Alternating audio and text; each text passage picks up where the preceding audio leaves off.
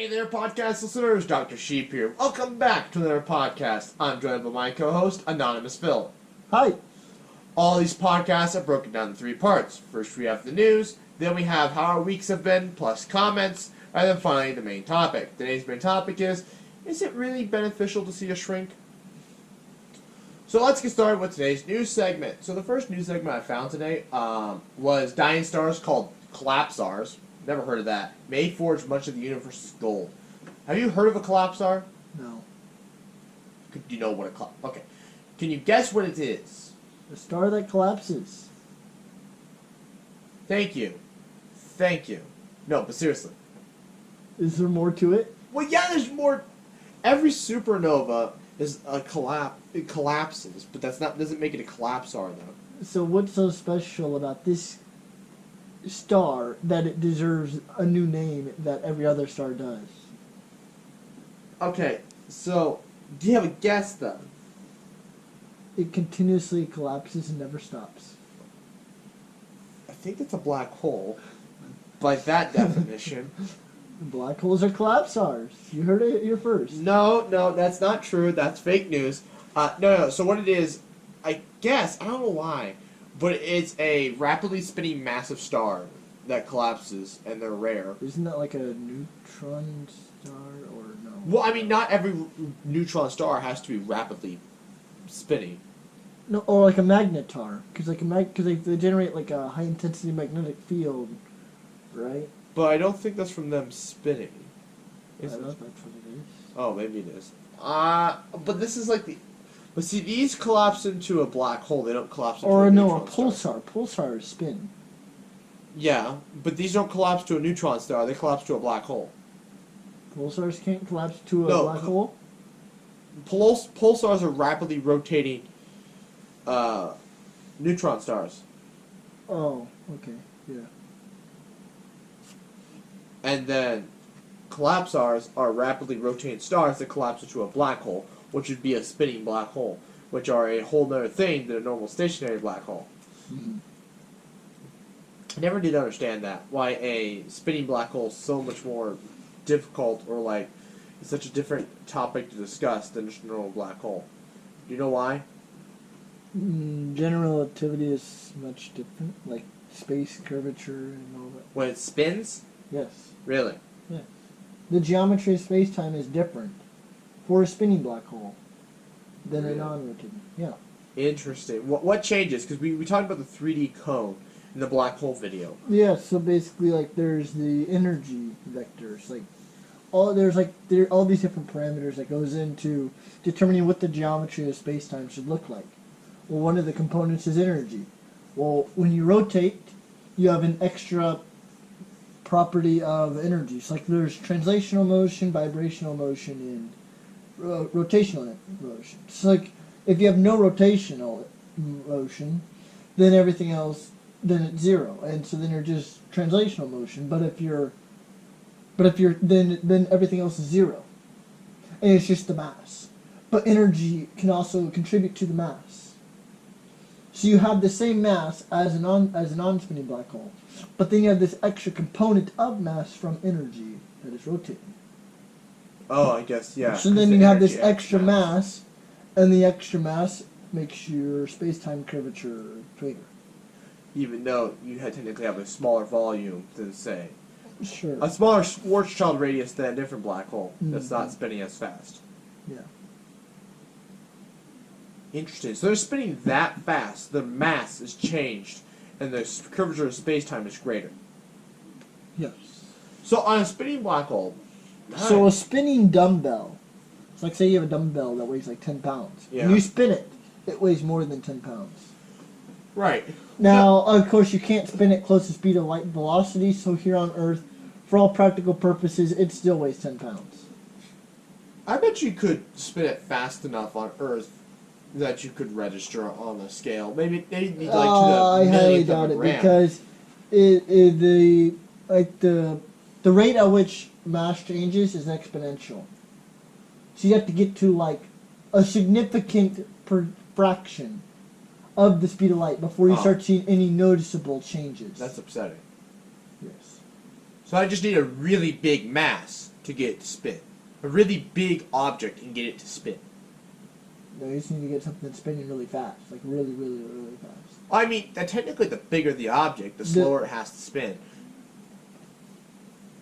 No, it still has to spin at like some. No, I'm velocity. talking about like revolutions per second, Oh, yeah. which would require less. Well, I guess it would require the same amount of energy, wouldn't it?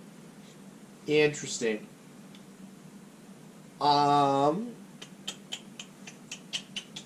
So yeah, but okay. So actually, I would keep talking about this one, and moving on into the fact of discuss about how it could make the universe gold. Mm-hmm.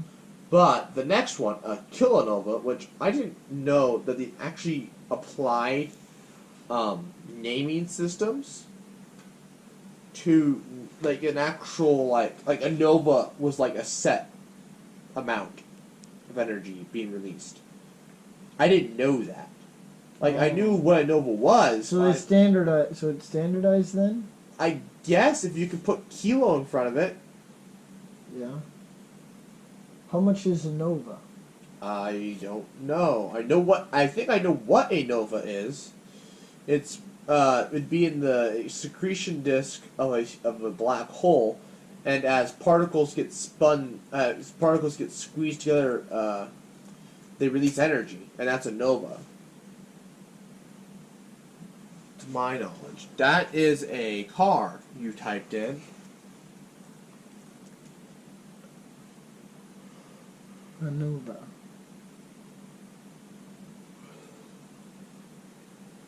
Alright, what we got going on here?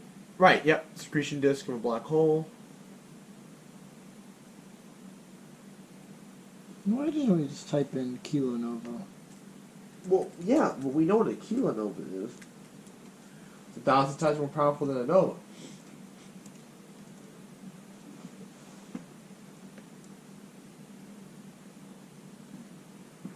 It's called a macronova or an R-process supernova.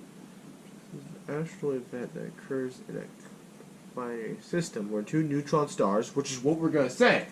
So a kilonova, while you do that research, is when two neutron stars collapse into each other. But if it were close enough, like say the one that happened, was it 80 million years? Yeah, two neutron stars happened, collapsed, came together within 1,000 light years of the Earth, 80 million years before the solar system formed. I would like to know how they know that information. What? I would like to know how they. What's a meganova? Oh, you're an Oh, Urban you don't want to Dictionary. read it. Anything on Urban Dictionary is not good for YouTube. Yeah, I know it's not good for YouTube. No, but I would like to know how they know about this kilonova that happened 80 million years before the solar system formed. And it happened 1,000 light years before it happened 1,000 light years away from the Earth. But they asked the question: if the Earth had been around then, what would that look like from Earth? And apparently, at night, it would be a spot in the sky, brighter than the moon, and then you could see it during the day as well. Hmm. Now, that's interesting. Did they say how long it would last?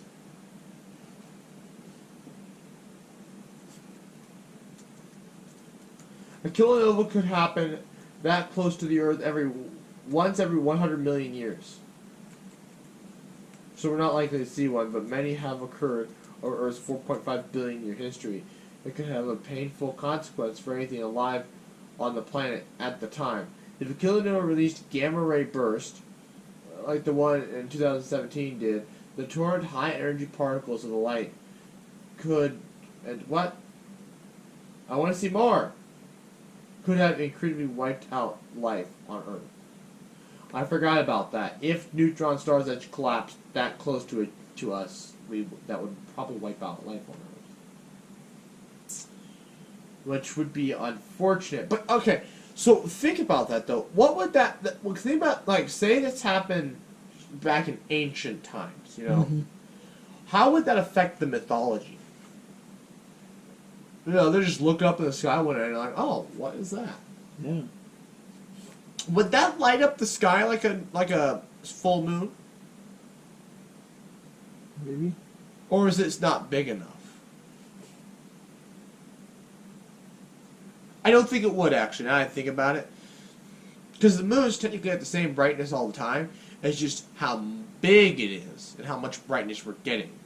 I mean, depending on how far it is, I should say. Sorry. Yeah. Because supermoon, you get more brightness. Right. But again, you're also getting a much larger surface area during a full moon than say a crescent moon. Yeah. But at the same time, it's also closer to the sun. Therefore, light has a shorter path, and so less time for it to deviate. So that would be really interesting to see how that would affect ancient cultures. What would they call it? That's like call it almost a second sun. Mm. Very, very interesting. I gotta say, we're kind of running out of things to talk about here. There wasn't really a lot in science news this week. At least nothing I knew of. Did you know of anything? Wait, so what did you say a collapsar was? Like what? When a spinning star collapses into a black hole. Oh. What are all the types of like R's?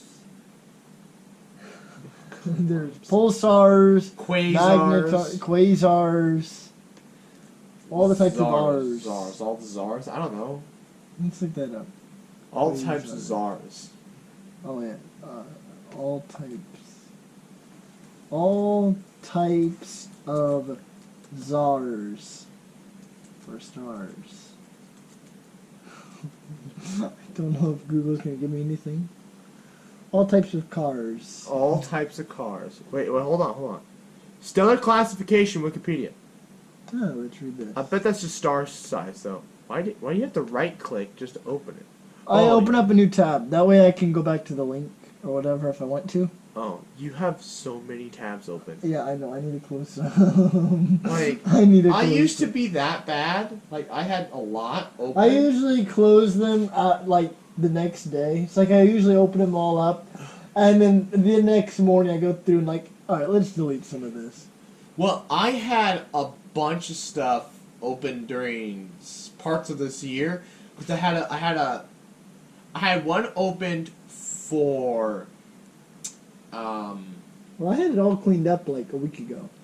Yeah. And then it just got bad somehow. Oh, okay, now I remember. So I had stuff open for Amazon and Walmart stuff that I was going to potentially maybe buy. I think I didn't end up buying most of it anyways.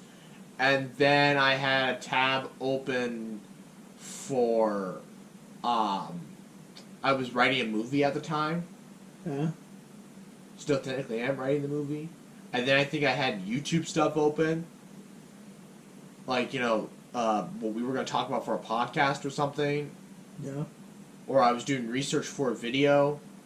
And then I also had, like, just stuff open for classes and stuff.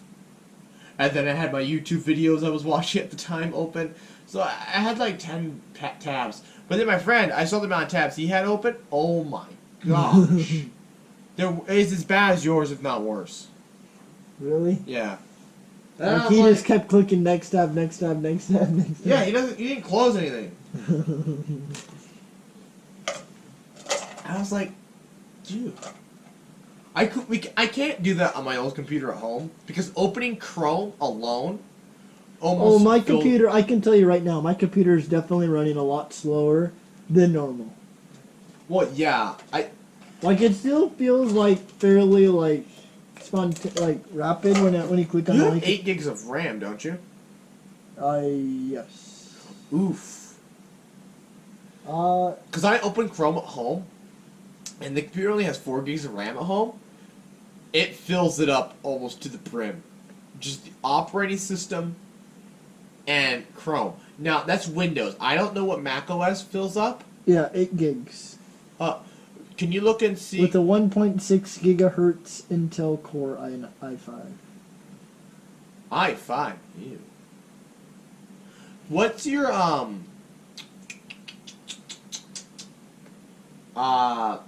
you look at your RAM usage on a Mac? Oh, like how much RAM I'm using right now? Yeah.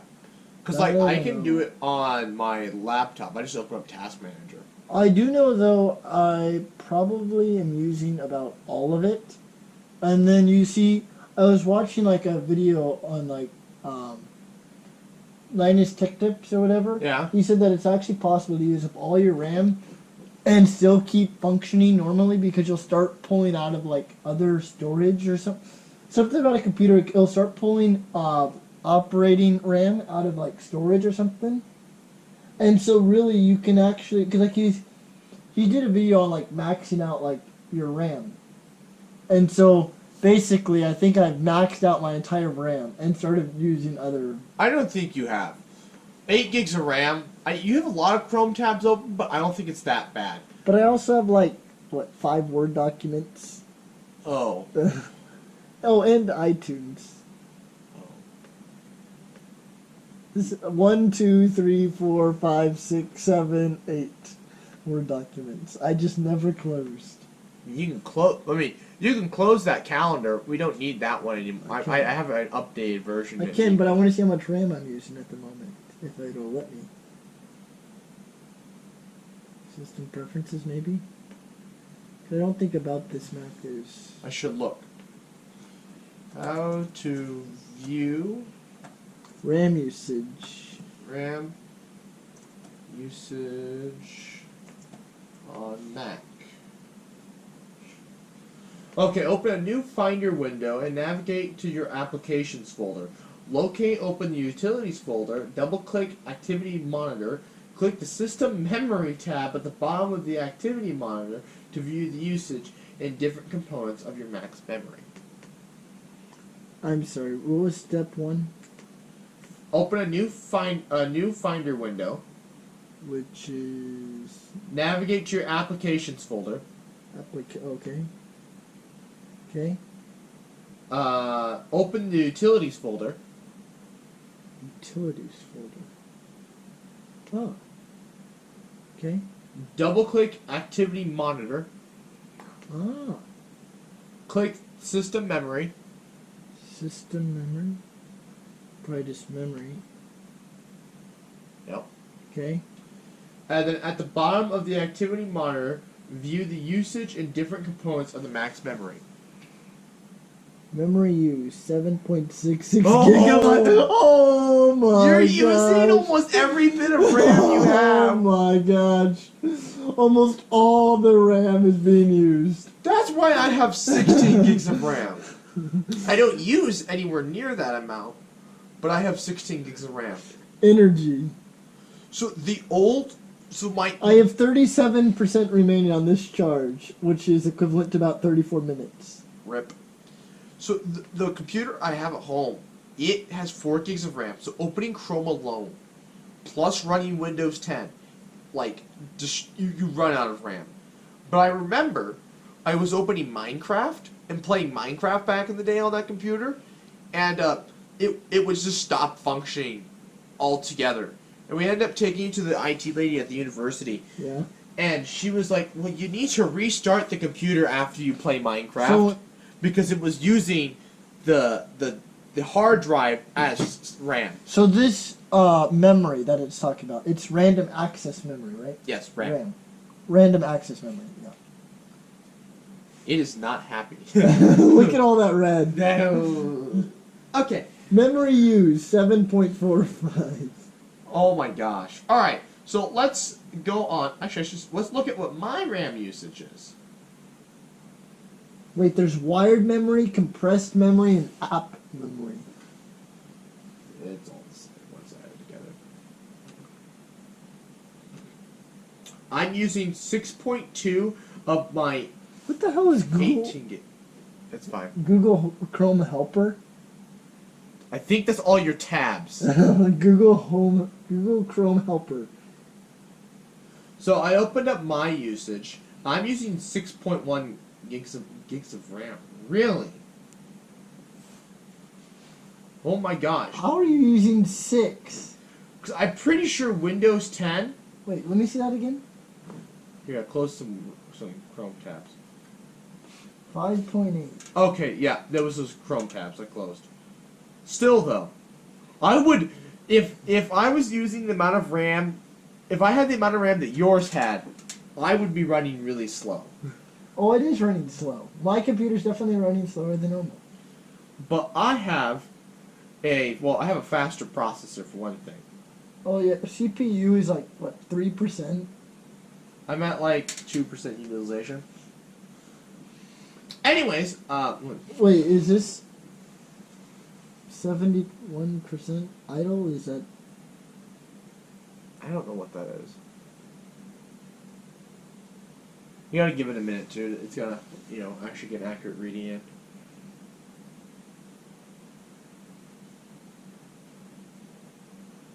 Kernel task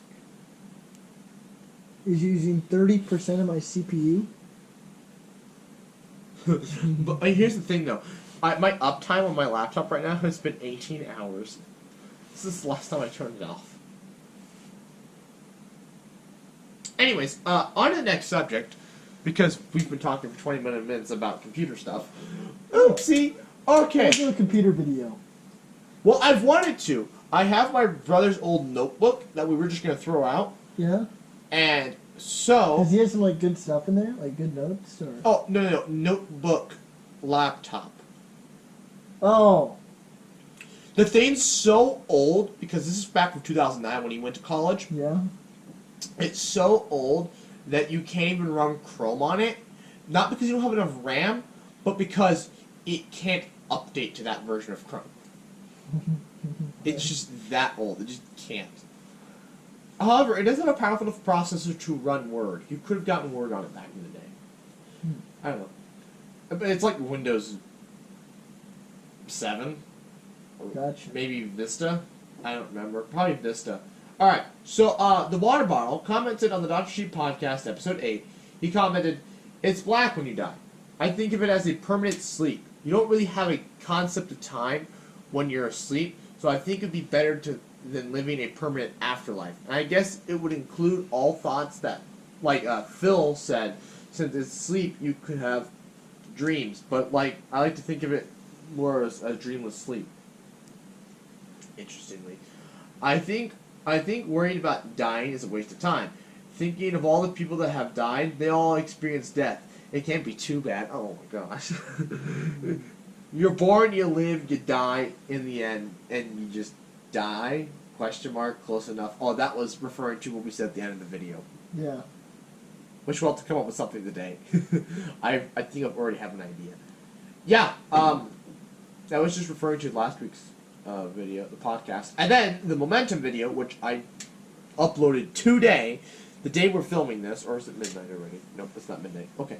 And Waterball commented again, "It feels like I'm in chemistry again. Laughing, crying emoji face, laughing, crying emoji face, laughing, crying emoji face."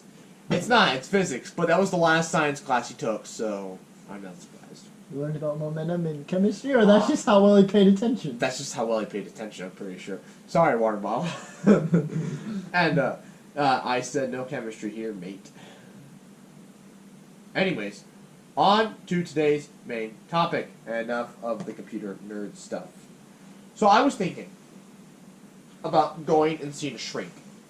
Yeah. Just so I could talk to somebody that actually has, like when I ask, you and I are having this problem finding a significant other in this world, Yeah.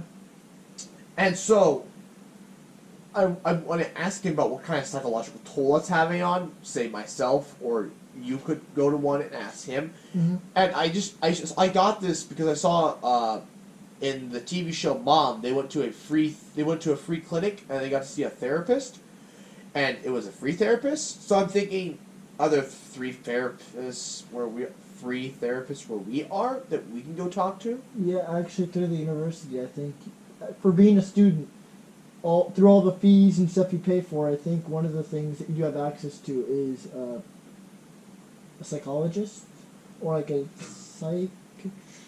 psychiatrist or yeah. Oh, a psychiatrist. Psychiatrist. But you know the difference between a psychiatrist and a psychologist, don't you? One has a medical degree. One can give out prescriptions.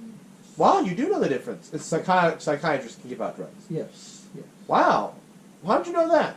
I told you. No, actually, I learned about it in, Psychology? no, so my Spanish class I took last semester was like health related, and it was specifically geared towards professions, and so we talked about a lot of the different professions, and so of course psychologists and psychiatrists came up. Alright then. But you had to say it in Spanish though. Of course. Did your So I teacher... had to remember it and convert it to English. No, I remember it in English. So how much did she... So I guess in the Spanish class, did she do a lot of, like, speaking in Spanish then? Oh yeah, like 99% of the time. Did she ever speak in English then? Rarely. Like, did you ever walk into the class? Like, it was the first day or something. Like, she only spoke Spanish. Yes, that is literally what it was like. That sounds awful. I would flunk that class very fast. I did actually end up dropping it and switching to another class. Remedial Spanish. Yeah, it was very remedial. very intensive. Yes. That's like for Spanish majors. Well, I mean, technically you needed the class for a minor too. Yeah. But I just was like, I'm not really ready for this because like it was basically the combination of like 2 Spanish classes in one. You. And so I was like, I'll just drop this and just take the one and then take the other one that was supposed to be combined into this class separately another time. Pay for more just so you don't have to fail. Yeah. Well, I mean, technically it was double credit, so I'd be paying the same amount to take it separately. Oh, you got 6 credits from that? It was a 6 credit hour Oh class. my god. So it was every single day, too, Ew. for like an hour. Oh gosh. That's too much Spanish. I think people take Math 102 or like Math 103, I think, which is like a No, okay. So my friend, I told her, why don't you just take Math? Why don't you just? Because like, I asked her why she take Math 102. She was like, well, I'd have to take Math 101 and Math 102 combined in the same course. And I was like, what's that mean? Like, that means math every single day. So high school, I guess. I mean, I took Calc 106 in high school. So, as far as I'm concerned, Math 106 in high school. As far as I'm concerned, I don't care. I don't care. That was the smartest decision of my life. That and doing speech in high school as well. Instead of having a teacher assistant, student assist period. Anyways, is it beneficial though to see a psychologist? Even though you don't need it. I'm sure in some aspects I could see a benefit from it. Yeah. Yeah. Because I always feel like, I feel like a lot of the time to get anywhere, you just kind of need someone to let out your emotions, someone that you feel safe letting your emotions out to without having to be concerned about like how they view you. Because I guess one of the things is like sometimes you like there's certain things that you want to open up about, but you don't really want to open up to friends or family because you don't want them to know about that specific part of your life. Yeah, about all the drugs you do. But so like you want someone to talk to about this and get help. Right, yeah. But you don't really want to talk to like family or anything. the police. Sure. So you talk to someone who's like a middle ground who doesn't really know you, but at the same time like what you talk about stays with them. Right. And they don't go out and like ramble about it. That's what I do with my manager. I was complaining to him, and they're like, "Why do you keep complaining?" And I'm like, "Well, no one else listens. If I didn't complain here, it would bottle up, and I would be even more of a bit of a jerk than I already am. Mm-hmm. So and then at some point, I'm just going to explode on you one day with all my problems. So it's best to have me just complain every day I'm in there than it is to have me complain every once in a while, but it's Armageddon, and I'm in tears, potentially. He's like, yeah, good point, better just keep doing it. I'm like, that was my idea, that was the plan. Or just have your Armageddon day just be when I'm not working. Well, there goes the assistant manager. oh, the poor assistant That's manager. the last day he tries to work there. I'm not there. Yeah, next time schedule me when I'm not working. So they just have me work after 10, so there's nobody in the store. just closed. It's just closed. Just clock in, and you and the You floor. start talking to the wall. No, the floor cleaners. I just sit there and Oh. talk to the floor cleaners who don't speak hardly, if any, English. So they'll just be like, smile, and, nod. Oh yeah, oh, it's really interesting. I have no idea what this guy's saying. Why is he crying? Why is They this don't guy speak crying? English. They do. They speak good English, but I don't think they understand a terrible amount of it. Well, there's a lot of in that area Wait, of town. they don't understand a terrible amount. I don't know. Is that like a double negative or something? No, that would be an. I understand. Because if you said I understand a terrible amount, that means you understand hardly anything. So that means I understand. I don't understand a terrible amount. Right? It's a double negative to say terrible. Okay, so they do understand a terrible amount. Yes. They don't understand a lot. Yes. I think. So I think They they don't- don't understand a terrible amount. I think it's a double negative. True. Or it's more of a what's that word where it's like pretty ugly? Oxymoron. Yeah, Yeah. Two words that fight each other. yeah. It could be an oxymoron. Icy hot. Like what is icy hot? Ice. It's what you put on your I'm warm to relax. icy hot. It's what you put on your legs, like after a workout or something. Put on your back too, Yeah. and the shack. Wherever you have like pain or cramps or something. I should get that from my neck. Cause you're a pain in my neck. Yeah, no, you need that on that vein that just keeps popping out every time my voice comes. That's an insult to you. No, I need to figure. Did they have that in the summer though, or no? What? Therapist. Therapist? No, because I'd have more time in the summer to go talk to one. Probably. I assume they'd be working like every day. Interesting. Like they'd probably work like 40 hours work weeks. I mean, I don't know why they wouldn't be working like every day. Or like a teacher, get the summer off. Maybe. You have to look. I bet on website just type in like psychologists, psychiatrists, whatever one you want to see. I don't need drugs, so not a psychiatrist. Oh, okay. Psychologist. Unless the psychologist is like, I think you should probably see a psychiatrist. Maybe you might need drugs. I'm like, well, thanks. Actually, they'll probably say that, like, well, you came out and said you had ADD. I recommend you take some drugs for that. And I'm like, dude, I've never taken drugs for it. I am DMT. DMT. Yeah, I think that's the way it is. It's basically like LSD on steroids. Yay! You want to trip? You wouldn't really want to trip? You want a trip you might not come back from? DMT! No, LSD was used to open up your mind. Actually, they're contemplating using LSD to treat disease, to just treat like some mental cases, because it has the ability to because it can activate parts of the brain in such a way, and it can rewire the brain in such a way that it'd be beneficial to you in some cases. But if you did as much as they did in the 60s, no, that's not good for you. They're like talking less than a milliliter or something. Like a tiny, tiny amount. You look it up? DMT? Yeah. What is it? So of course it's a drug. Well, I figured since you said it was.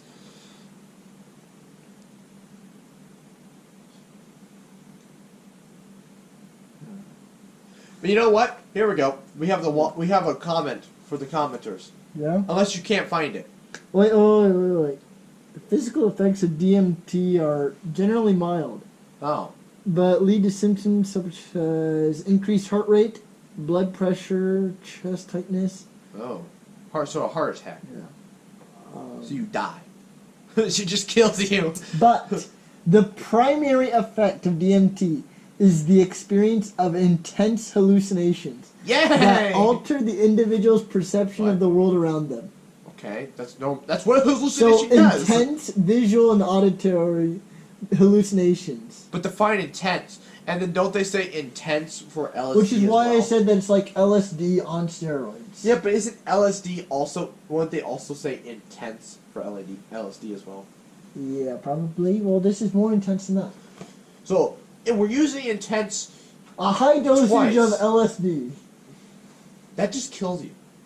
Yes, but this is a type of one that were the high dosage of LSD that would kill you is no longer would kill you because it's a new type of drug. Maybe that's what we should do. See a psychiatrist while we're on LSD. Yes. Maybe that's what we need. Yeah. So book an appointment to go talk to a UNL psychologist while you're on DMT. So tell me about your problems. Oh, where do I begin? That's like, well, right now, you're a purple elephant from Fantasia. Actually, I feel like I'm actually watching Fantasia. Oh no! Now there's the tiger from Pi, from Life of Pi. Oh no! Now I'm on the Titanic. Oh my gosh! There's Thanos. Oh jeez. And then your psychologist is just like, Oh, and your head is on fire, by the way. oh my gosh! Thanos just snapped. Oh no! I'm turning to dust. Mr. Stark. I don't feel so good. Oh no! Whoa, these are spoilers! For Some people have not Infinity- seen Infinity War yet. Technically, it's not really a spoiler. It's out of context. It came out a year ago. Some people may not have seen it. If people don't know Thanos snapped by now, I don't feel I'm not Literally concerned. spoiled the entire first part of the Infinity War saga. Isn't the Infinity Saga? Isn't a saga have to be 3 movies? Infinity Saga? Well, technically it's 22 movies, so, I mean, doesn't that fit the definition of a saga? Saga. Nope, that's a meaning. I mean, if you consider the fact that it's like, it took 22 movies. A long story of heroic achievement. Well, I guess. So, yeah. I mean, Endgame's 3 hours long. That's just a saga in and of itself. Yes. Actually, what's today's Google Doodle? They changed it already. There's no longer Giorgio. It's his birthday. Oh, it looked like it had something to do with microscopes and biology. Was a Greek pioneer in cryptopathology. Cancer detection and the inventor of the pap smear. Okay, interesting enough it is. But I wonder, it must be tomorrow, because Mother's Day is today, and it's still 11 p.m. That's weird. Okay. Anyway, Well, yeah, I wonder if this is There when was- Google's headquarters is in Florida or something, where it's already midnight. Because I thought they were headquartered in Topeka. I don't. Kansas? Yeah. Really? Isn't that where it was? No, I thought it was in Silicon Valley. Google. That's Microsoft. No, Microsoft's in Well, maybe they maybe they have multiple headquarters. Google HQ. It's in Canada. Type in Canada. Mountain View, Canada. Are you sure? I think that's abbreviation for Googleplex is the California. corporate headquarters complex of Google, and its a parent company, Alphabet. Wait, type in Topeka. See what comes up. Google HQ tool. Pika. Pika. PKA. I don't know. Anything come up? I guess sort of they had some type of, or maybe they moved. Oh, okay. In 2000, this is back in 2010. Oh, Burton doesn't exactly understand the internet, but would inform Kansas that. Oh, okay. So this is back when they were installing the fiber network, and Topeka got Google Fiber, so they called it Google Kansas. That's it. oh. Anyways, so An we're- April Fool's prank. They changed her name to Topeka. Wow. All right. So, do you want to wrap it up? We're at 39 minutes. Yeah, I suppose. Okay. So, what should the water bottle? So, whoever's made it this far, what should we have in the comments? I was thinking, computer nerd stuff. Because Computer nerd stuff. that's basically what this has been. Because now we're talking about Google. We hardly even talked about the psychologist thing. we barely talked about the stars. We briefly went over the comments and went straight into this. Alright. So, in a one sentence, in one sentence, or as few words possible, give the nerdiest description of what a computer is and what it does. Like, as far from layman's terms as possible. We're expecting a lot from our viewers here. Like, it doesn't even have to be, like, correctness. Like, just, like, throw a whole bunch of computer jargon and words, computer jargon together, Okay. to where the most layman person would be like, what? Okay, here you go. Say the most nerdiest thing about computers possible in one sentence in the comments below. That is your task. But in the meantime, I would like to thank you all for listening. Please like, comment, share, and subscribe. New podcasts every other Friday, 4:30 p.m. Central Time. And good night.